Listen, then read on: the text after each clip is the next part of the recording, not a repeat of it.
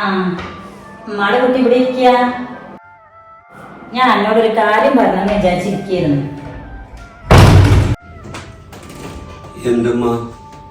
ഒന്നുമില്ല, 2-3 ദിവസമായി എന്നോട് പറഞ്ഞെന്ന് വിചാരിക്കണേ. പിന്നെ ഉമ്മാടെ കുട്ടിക്ക് അതൊരു ബുദ്ധിമുട്ടായാലോ എന്ന് വിചാരിച്ചിട്ട് ഇമ്മ അങ്ങനെ പറയാണ്ട് കേറ്റിലാക്കി കൊണ്ടിരുന്നു.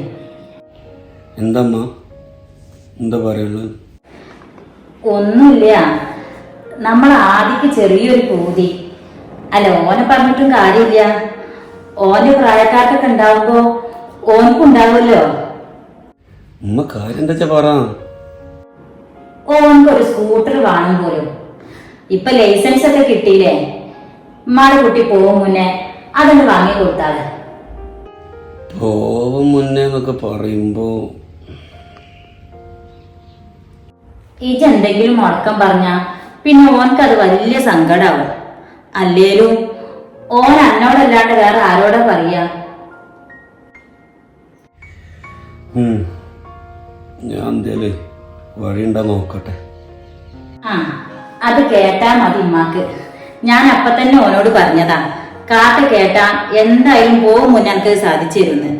എന്നാ ഞാൻ ഓനോട് പറയട്ടാ, ഓനക്ക് വലിയ സന്തോഷാവും.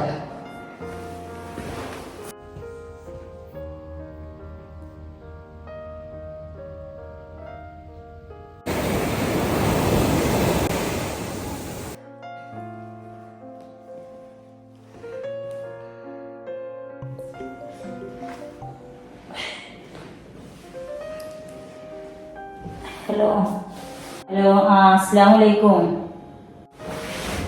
വലൈക്കും അസ്സലാം. എന്തേമ്മാ? എന്താ കുട്ടി, എൻ്റെ ഒച്ച ഒരുമാതിരി ഉണ്ടല്ലോ. എന്താ എനിക്ക് സുഖമില്ലേ? വയറുവേദനയാണമ്മ. ഞാൻ കുറച്ചേരം ഇങ്ങനെ കിടക്കായിരുന്നു. ആണോ?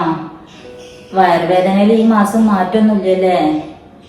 പഴമക്കാർ പറഞ്ഞേക്കാം ഒന്നുണ്ടായി കഴിഞ്ഞാൽ ഈ വേദനയ്ക്ക് ഒരാൾക്കുണ്ടാവും എന്നൊക്കെ. അല്ല, അനക്ക് കുറച്ച് ഉലുവ തിളപ്പിച്ച് കുടിച്ചു നോക്കാറുന്നില്ല കുട്ടിയെ? അതൊക്കെ കുടിച്ചു നോക്കിക്കണമ്മ. കുറച്ചേരം കിടന്നാൽ ശരിയായിക്കോളും. അല്ല, എൻ്റെ അമ്മ വിളിച്ച് വിശേഷമൊന്നുമില്ലല്ലോ? വിശേഷിച്ചൊന്നുമില്ല കുട്ടിയെ. ആസി വന്നിട്ട് ഇപ്പൊ പോവാറായി തുടങ്ങിയില്ലേ? നിങ്ങൾ 1-2 തവണ വന്നു പോയി എന്നല്ലാണ്ട് നിക്കാനിച്ചിട്ട് വന്നൊന്നുമില്ലല്ലോ. ഞാനെന്ത് കാട്ടാനമ്മ? ഇവിടെ കാക്കി എന്നും ഓരോരോ തിരക്കോളാം. ഇന്നിപ്പോ എന്തായാലും അവിടം വരെ വരണമെന്ന് വിചാരിച്ച ദിവസമായിരുന്നു. അപ്പോഴാ ഇവിടെ ഏതൊരു കുടുംബത്തിൽ കുടിയിരിക്കലാണെന്നും പറഞ്ഞിട്ട് ഇപ്പൊ കനം കൊണ്ട് അങ്ങോട്ട് പോയത്. ആ